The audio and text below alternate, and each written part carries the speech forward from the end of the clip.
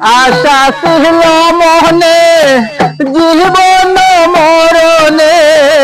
তাকিব তোমার চরণে আমার অন্য হইল কি বহরণের নাই বাকি